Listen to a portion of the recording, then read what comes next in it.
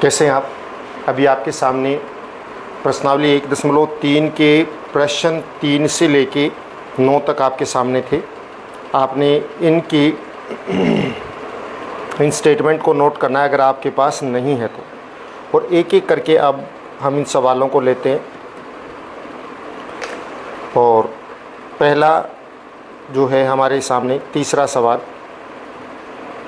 इसमें है किसी भी पूर्णांक a के लिए -1 गुणा 1 किसके समान है।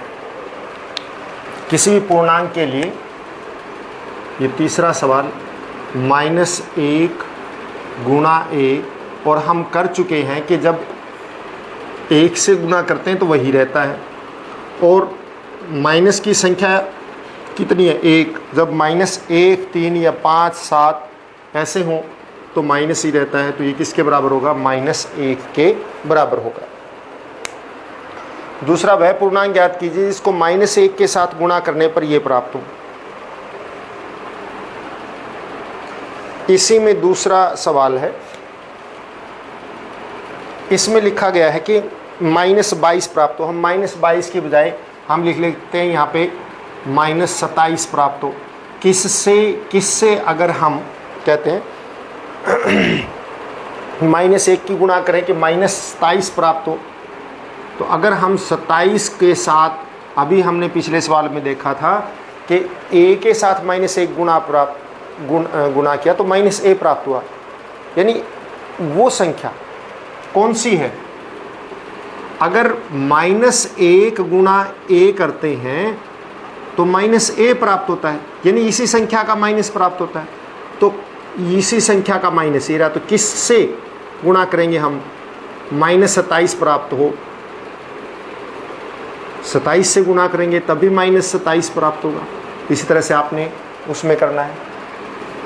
और अगर आपको ये कहा जाए कि हमें +27 प्राप्त हो, तो -1 को किससे गुणा करें कि +27 प्राप्त हो? सीधी सी बात ये है, ये क्योंकि 1 से गुणा करनी तो 27 तो वो संख्या है ही, माइनस की या प्लस की। अगर हम यहाँ प्लस की रखते हैं तो उत्तर माइनस आएगा, और 2 माइनस हो जाएंगी तो माइनस और माइनस गुणा +27, मतलब वो संख्या क्या है? -27 है, जिसको अगर हम -1 से गुणा करें तो 27 प्राप्त होगा। और शून्य कब प्राप्त होगा? वो तो सभी को पता है, आप सब जानते हैं कि शून्य तभी प्राप्त होता है जब गुणा करने में, जब सभी को हम शून्य से गुणा कर दें। तो शून्य कब प्राप्त होगा? जब हम शून्य से ही गुणा करेंगे, यानी -1 गुणा में शून्य बराबर है 0 प्राप्त होगा। सवाल नंबर 4 देखिए, इसमें कह रखा है -1 गुणा 5 से आरंभ करके, -1 गुणा 5 से आरंभ करके, इससे आरंभ करता है करके विभिन्न गुणनफलों द्वारा कोई पैटर्न दर्शाते हुए -1 गुणा -1 को निरूपित कीजिए। मतलब इसको वो करेंगे तो ये -5 आएगा। अगर -1 को 4 से गुणा करते हैं तो -4 आएगा। इस तरह से आपने 1 तक जाना है। -1 से 3 की गुणा करते हैं तो -3 आएगा। -1 से 2 की गुणा करते हैं तो -2 आएगा। -1 से 1 की गुणा करते हैं तो -1 आएगा। -1 से 0 की गुणा करते हैं तो 0 आएगा। -1 से -1 की गुणा करते हैं तो 1 आएगा। ये पैटर्न आपको दर्शाना है। पैटर्न और भी हो सकता है इसके साथ, लेकिन वो आप पजल हो जाएंगे। आप सीधा इतना ही रखिए। वैसे मैं बता देता हूँ, ये पैटर्न यूँ भी हो सकता है कि -6 + 1 बराबर है -5, लेकिन आप, और ये क्या हो सकता है? -5 गुणा में प्लस में 1 बराबर है -4, लेकिन आप इस पैटर्न को छोड़ दीजिए। आपने सीधा सा यही पैटर्न रखना है, इतना।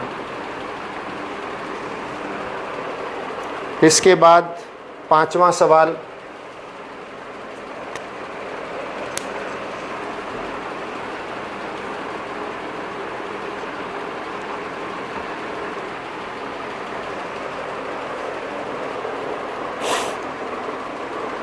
देखिए इसमें अलग अलग सवालों में अलग अलग दे रखा है, आपको हर एक को समझना पड़ेगा।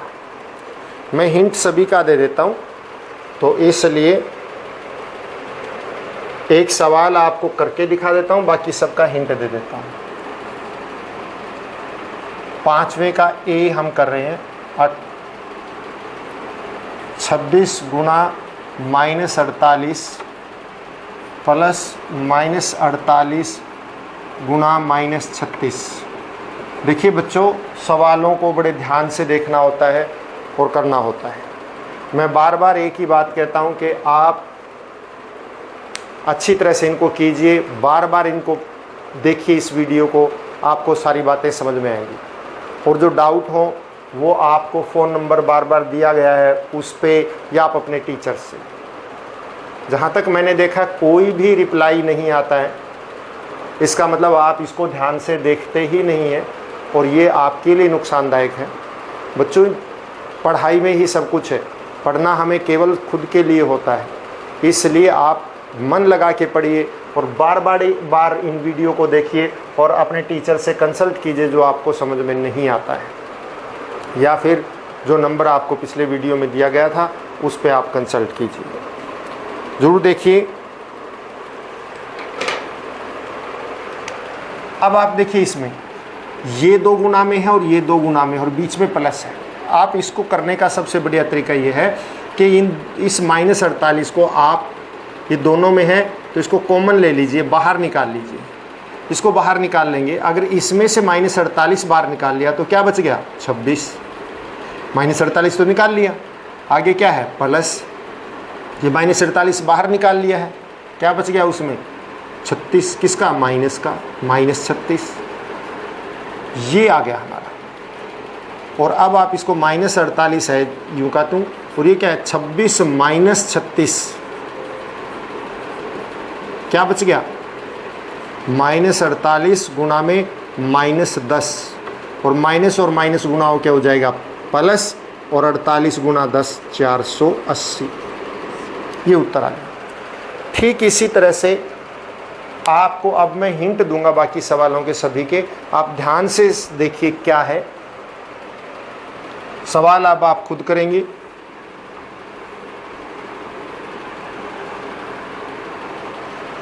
बी भाग देखिए, इसमें क्या है?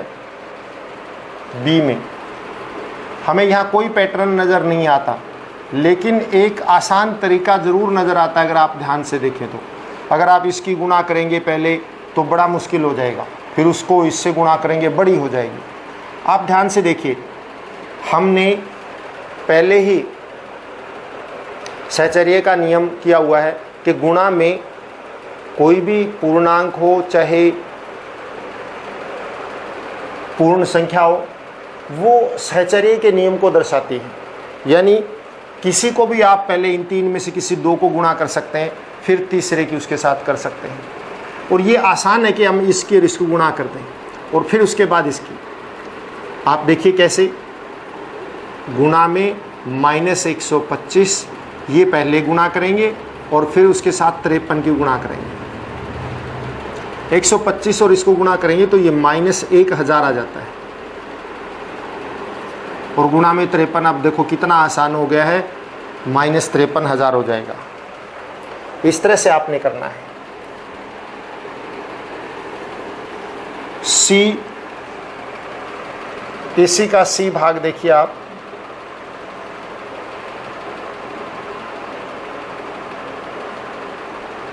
पंद्रह गुना -25 गुना 4 -4 और गुणा में -10। आप इसमें भी 2-2 के ऐसे जोड़े बनाइए जिनको गुणा करने पर बड़ी आसानी रहे, या एक भी कर सकते हैं। आप देखिए पहले इसकी गुणा कर दो, पहले ये -100 बन जाएगा, फिर उसकी इससे गुणा कर दो और फिर इससे गुणा कर दो, बिल्कुल आसान हो जाएगा। आप खुद करेंगे, पहले इन 2 को, फिर उसकी इससे और फिर उसकी इससे। डी में क्या है? डी में आपको थोड़ा सा और आसान करके हो जाएगा, सीधी गुणा नहीं करनी है, पैटर्न के साथ है। -41 गुना 102। अगर आप 102 से गुणा करते हैं तो बड़ी गुणा हो जाती है। और अगर हम इसको वितरक का गुण लगा देते हैं, ये देखिए इस तरह से, इसको कीजिए 100 + 2, आपको पता ना ये वितरण का गुण लगेगा कि 100 + 2, इसको वितरण कर दीजिए, इसको एक बार इससे गुणा कर दो, फिर इससे गुणा कर दो, ये वितरण का गुण होता है। वितरण गुण कौन सा? वितरण।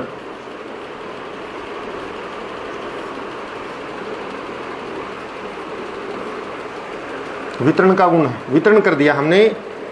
ऐसी संख्या जैसे 100 के आसपास है, 1000 के आसपास है, उसको जो है आपस में, मान लिया ये 98 होता तो हम 100 - 2 कर देते, 98 हो गया। 102 है तो 100 + 2 कर दिया। इस तरह से जो आसपास लगती संख्याएं होती हैं और जिससे गुणा करना आसान होता है, वैसा हम कर लेते हैं।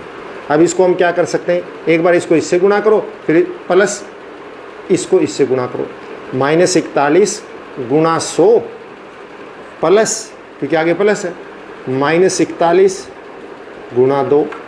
अब आप देखिए 41 और 100 की गुणा तो बड़ी आसान होती है, -4100, और फिर इसकी और इसकी गुणा भी बड़ी आसान होगी, -82, प्लस माइनस क्या हो जाएगा, -4100 -82, क्या उत्तर आ गया, -4182। ये वितरण का गुण है। इस वितरण के गुण के द्वारा हम कर सकते हैं, मतलब किसी भी संख्या को इस तरह से वितरित कर दिया हमने और फिर अलग अलग करके गुणा कर दिया। ई, इसमें ई क्वेश्चन आप खुद करेंगे। ई क्वेश्चन जो है ए जैसा है यूं का तू, इस करके ई में आप खुद करेंगे। ई और ए के जैसे हैं, कॉमन लेना है इसमें। एफ में वितरण का गुण पहले से ही लगा हुआ है, 50 - 2। आप पहले इसको 48 नहीं करना, वितरण का गुण लगाओ, वितरण का गुण लगाएंगे आप, क्या 7 × 50 कर दो और फिर -7 × 2 कर दो, आसान रहेगा आपके पास। इसको गुणा कर लो, इसको गुणा कर लो, फिर घटा देना।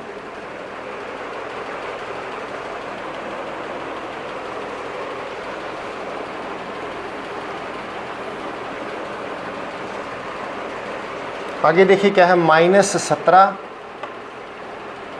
गुणा में -29। इसमें भी आप वितरण का गुण लगा दो। कैसे, -17 रहने दो और गुणा में आप क्या करें, -30 + 1 कर दो। -30 और +1 -29 होता है। और अब आप इसका वितरण का गुण कैसे लगेगा कि -17 गुणा में -30, क्योंकि 17 को 30 से गुणा करना बहुत आसान होता है। फिर आगे क्या है, प्लस आ गया, प्लस -17 गुणा में 1, इसकी गुणा करके और इसकी गुणा करके आपस में कर दीजिए। H, ये तो G था, अब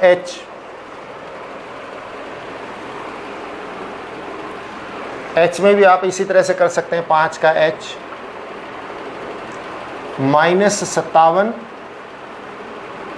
गुणा -19 +57। आप देखो, आप इसको आप देखिए यहाँ पे क्या है, ये -57 का मतलब क्या होता है, आप इस माइनस और माइनस को गुणा करेंगे तो प्लस हो जाएगा कि नहीं, माइनस और माइनस को गुणा करेंगे प्लस हो जाएगा। इसका मतलब ये है कि आप इसको क्या लिख सकते हैं, 57 × 19 +57, और 57 को क्या लिख सकते हैं, 57 × 1। आप 57 इसमें से कॉमन ले लो, अब आपका बच गया ये 19 + 1, 19 + 1 क्या होता है, 20, तो 57 गुणा में 20 आ जाएगा। बड़े आसानी से कर सकते हैं आप।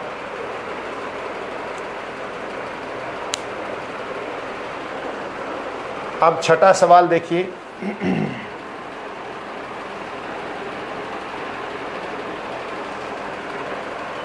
आपके दिमाग में एक सवाल भी हो सकता है इससे रिलेटेड कि अगर ये ऐसे होता तो ये माइनस का ही होता और ये प्लस का होता और +57 होता, तो फिर हम माइनस माइनस प्लस तो नहीं कर पाएंगे। तो हम फिर क्या करते, इसको करते 57 इसमें से, इसका मतलब है 57 × 1, 57 कॉमन ले लेते, तो इसमें क्या बच गया यहाँ पे -1। या आप इसको यूँ कर लीजिए कि -57 का मतलब है 57 गुणा में -1, और गुणा में 19 प्लस 57 गुणा में 1 19। और अब आप इसकी बजाय इसको माइनस बना दो, क्योंकि हमने एक गुण किया था कि आप का मतलब माइनस ए गुणा में बी बराबर है ए गुणा में माइनस बी। मतलब अगर ये एक माइनस का और दूसरा प्लस का है तो हम यूँ भी हो सकता है कि माइनस वाला प्लस, प्लस वाला माइनस, तो कोई फ़र्क नहीं पड़ता है। तो भी आपका ये हो जाता 57 माइनस 19 प्लस 1, 57 कॉमन आ जाता, तब ऐसे होता।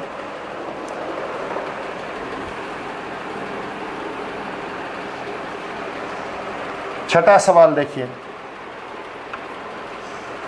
हिमीकरण ठंडा प्रक्रिया में कमरे के तापमान को 40 डिग्री से 5 डिग्री प्रति घंटे की दर से कम करने की आवश्यकता है। देखिए कमरे का तापमान है, इसका मतलब है कमरे का तापमान 40 डिग्री सेल्सियस है और उसको हर घंटे 5 डिग्री सेल्सियस कम करना है। शुरू में तापमान कितना है 40, पहले आप वो लिख लो। कमरे का शुरू में तापमान या प्रारंभिक तापमान क्या दे रखा है? शुरू में तापमान दे रखा है 40 डिग्री सेल्सियस। 1 घंटे में कम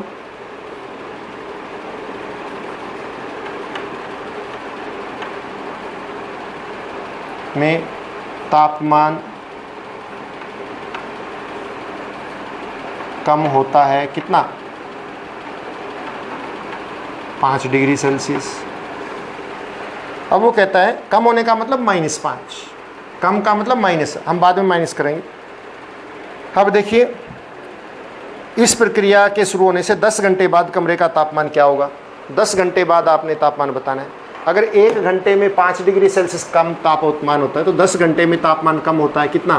5 गुना 10, 50 डिग्री सेल्सियस कम हो गया। तो अब कमरे का तापमान क्या है? अब कमरे का तापमान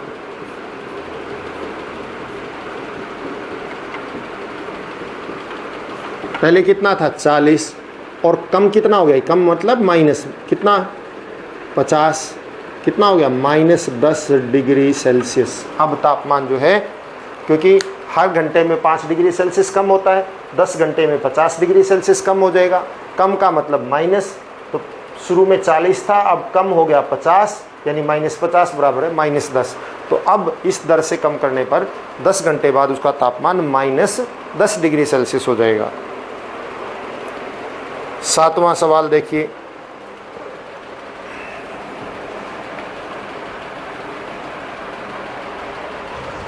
देखिए बच्चों 7वां, 10 प्रश्नों वाले कक्षा टेस्ट में प्रत्येक सही के लिए 5 अंक दिए जाते हैं और प्रत्येक गलत के लिए -2 अंक दिए जाते हैं। पहले आप लिख लो, समझिए कि क्या दिया हुआ है। सही प्रश्न के लिए अंक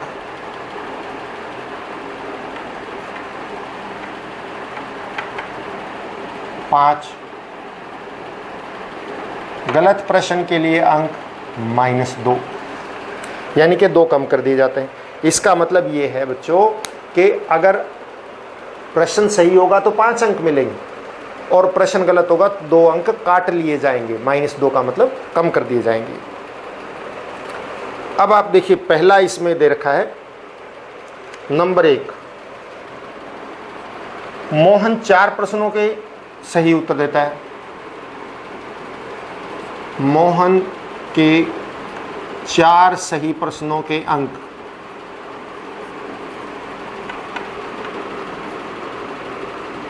कितने होंगे? 1 के 5 है तो 4 के कितने होंगे?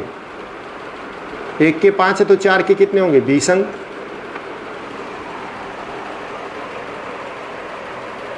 और उस 6 प्रश्नों के गलत उत्तर देता है। मोहन के 6 गलत प्रश्नों अंक कितने हो जाएंगे? 6 गलत हैं और 1 के -2 हैं, 6 गलत हैं, कितने हो गए? -12। यानी 20 तो सही के लिए है और 12 उसके काट लिए गए हैं। तो मोहन को प्राप्त अंक कितने हो गए?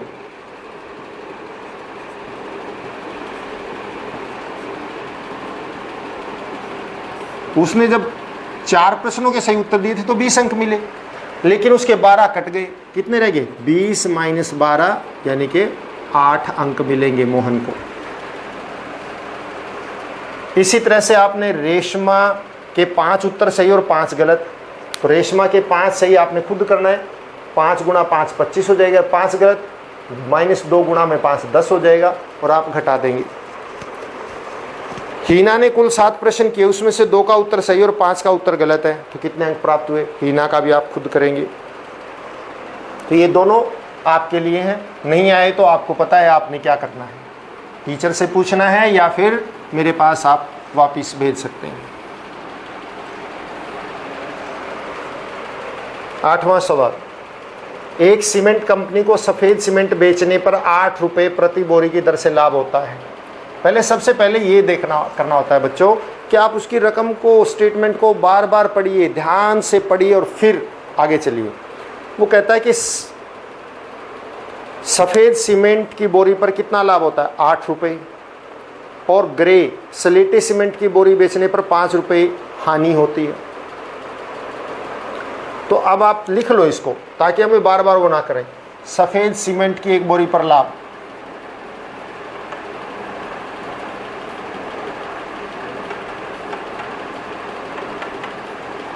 एक बोरी पर लाभ, कितना लाभ है एक बोरी पर? 8 रुपये। स्लेटी सीमेंट की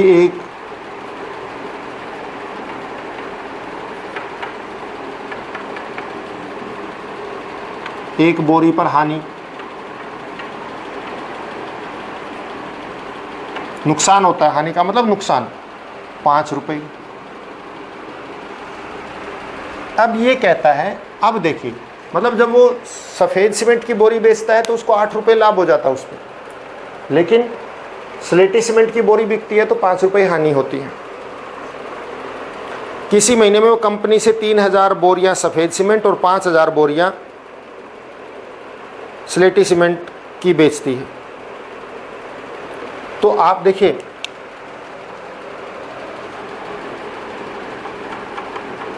सफ़ेद सीमेंट की बोरियां कितनी बिकी हैं?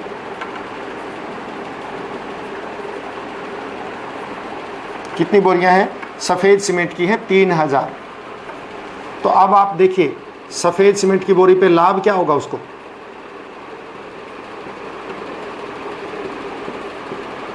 पर लाभ आपको पता है उसने 3000 बोरियां बेची हैं और एक बोरी पर 8 रुपये लाभ होता है, तो कितना लाभ हो गया? 24,000 रुपये लाभ हो गया। देखिए ना, एक बोरी पर 8 रुपये लाभ है 3000 बोरियों पे, तो हमने 8 को और 3000 को गुणा कर दिया। दूसरी स्थिति क्या कहता है? स्लेटी सीमेंट की बोरियां कितनी बेची हैं?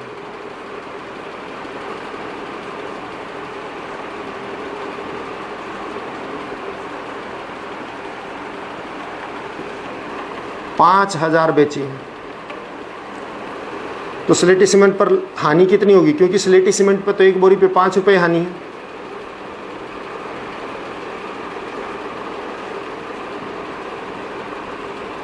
कुल हानि कितनी हुई देखो, 5000 रुपये गुना 5, 25,000 रुपये की हानि हो गई। लाभ 24 का हुआ और 25,000 की हानि हुई। तो क्या हुआ? लाभ ज़्यादा या हानि? हानि ज़्यादा है, तो उसको हानि हो गई कुल। तो कुल हानि, क्योंकि वहाँ से तो उसने लाभ कमा लिया लेकिन यहाँ हानि हो गई, तो कुल हानि कितनी हो गई? 25,000 रुपये तो कुल हानि, और उसमें से 24,000 रुपये उसने लाभ भी कमा लिया था, वो घटा दीजिए, तो कुल हानि उसको 1,000 रुपये जेब से देने पड़ेंगे।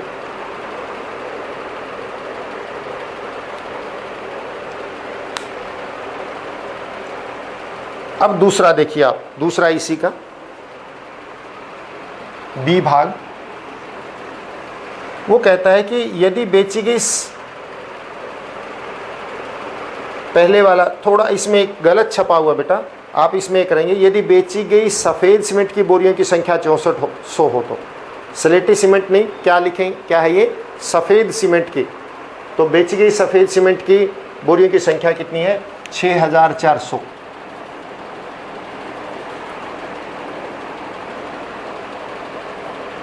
तो लाभ कितना होगा, 6400 को 8 से, यहीं से देखिए सफ़ेद सीमेंट की बोरियों की संख्या कितनी है, 6400। अब तो सफ़ेद सीमेंट पर लाभ क्या होगा, 6400 गुना में 8,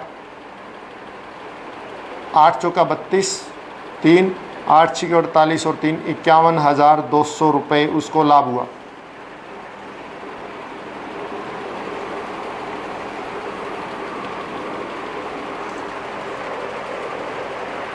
अभी कहता है कि स्लेटी सीमेंट की कितनी बोरियां बेचे कि उसको ना लाभ हो ना हानि हो। इसका मतलब इतनी ही, ना लाभ और ना हानि कब होगा, इतनी ही हानि हो उसको तो ही होगा ना। अतः हानि कितनी होगी फिर, 51,200 रुपये। क्यों, क्योंकि उसने कहा ना लाभ हो ना हानि, इसका मतलब जितना लाभ हुआ उतनी ही हानि हो जाएगी, तो उसको ना लाभ होगा ना हानि होगी। अगर हानि भी इतनी हो तो कितनी बोरियां बेची, तो बोरियों की संख्या, स्लेटी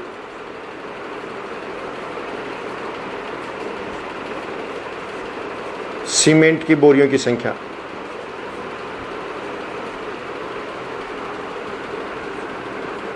एक बोरी पर कितनी हानि है, 5 रुपये, तो आप इसको 5 से भाग कर दीजिए और आपकी बोरियों की संख्या निकल आएगी। आपने खुद करना है।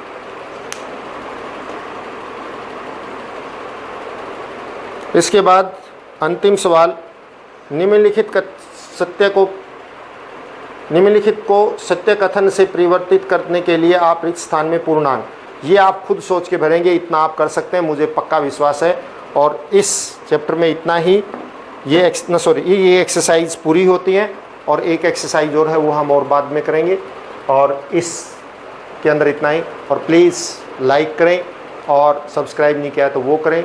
खुश रहें, स्वस्थ रहें, और जो भी आपके डाउट हैं आप, मैं फिर लिख देता हूँ, आप इस नंबर पर आप इसको 94 162 52 166 पर आप व्हाट्सएप कर सकते हैं। आपकी जो भी समस्या हो, कोई भी, आप कक्षा 7 ऐसे लिखेंगे, कक्षा 7 प्रश्नावली ये और सवाल ये, या पूरा सवाल आप अपनी तरफ से लिख के भेज सकते हैं, आपकी समस्या का निदान हो जाएगा।